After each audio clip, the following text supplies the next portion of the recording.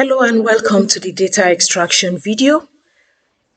If you're watching this video, it's just a guide to help you extract the data that you need to calculate the ratios required for your business research report.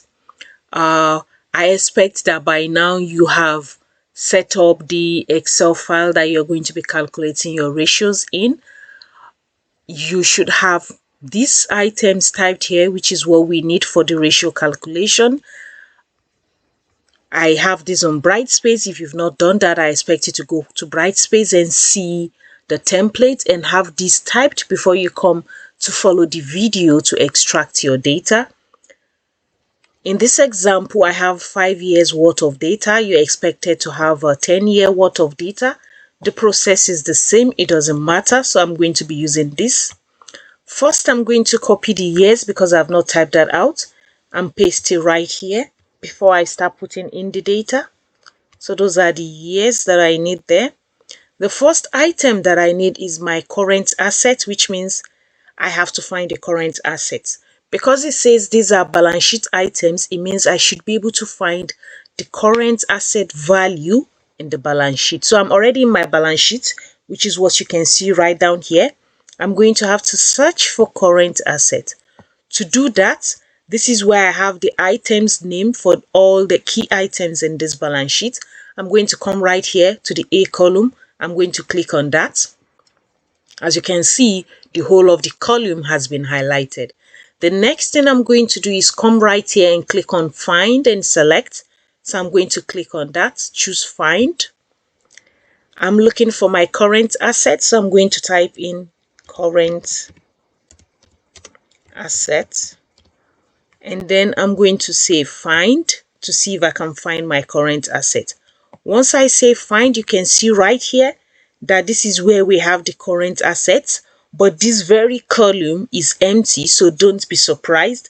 I'm sure you will have learned from your financial accounting how items are being listed in the statement and then the total is added up at the end. So here we have current assets. All the current assets have been listed with the various values, and at the end right here you see the total current asset. That is where we have the values that you require for your calculation. So I'm going to come to where I have my total current asset, click on that of 2018, which is the first value here. I'm using my laptop, so I'm going to click with one hand and then with the other hand drag across to the end. As you can see, I've highlighted the values from 2018 to 2022.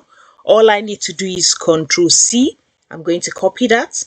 Then I'm going to move to where I have typed in. I'm going to close this to make it easy. So I'm going to come here. This is 2018. I'm going to click on that spot and then Control V to paste. And as you can see, I have the values for the current asset there. The next item I need is the current liability. So I'm going to come right here, click on this, A, as I've done before, Find, and then I'm going to try and find the current liability. So I'm going to type this here, current liabilities. I'm going to say Find. As you can see, just like it did before, it brought me to where I have current liabilities here. The first column is empty because the items are listed as usual, and then we have the total here. So it means what I need is the total current liability, which is right here. I'm going to click on 2018 column, highlight the whole values for the 5-year period. Remember, you're working on a 10-year period. Control C to copy that.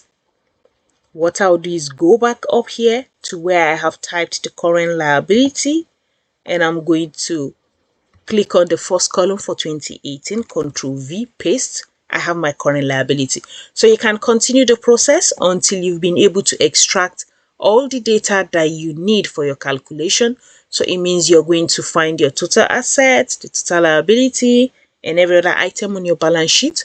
Once you're done with the balance sheet items, all you need to do is come here and click on the income statement, which means you're going into the income statement to try and extract the data you need right there.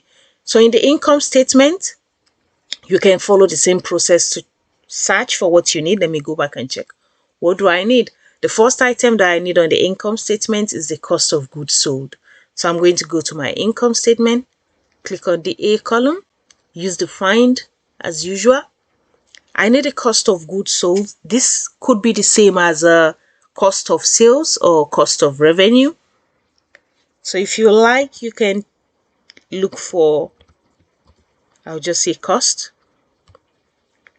And then the first thing I have when I search is the cost of operating revenue. That's not what I need. But you can see that the next item says cost of revenue total. This is the same as cost of sales. So I'm going to be copying this cost of revenue, which is right here. I'm going to click on the first one, highlight the whole values from 2018 to 2022, Control C, and then I'm going to go back to where I want to paste it, which is here, the cost of goods sold, Control V. So you see I have it there. The name of these items might vary slightly, but it should still be easy for you to find them. You just need to know what you're looking for. And this is the end of the video. I'm not going to do everything. You're going to go follow the process, search, and then get the items ready. Once you're done and ready to calculate your ratios, you can set up the calculation side, which will be right here. For here, all you need to do is write a calculation view. There's a template on Brightspace. Type in the name of the ratio, for instance, liquidity. That's for liquidity ratios. The first item we need is the, I believe, the current ratio. Then the next one will be the acid test ratio.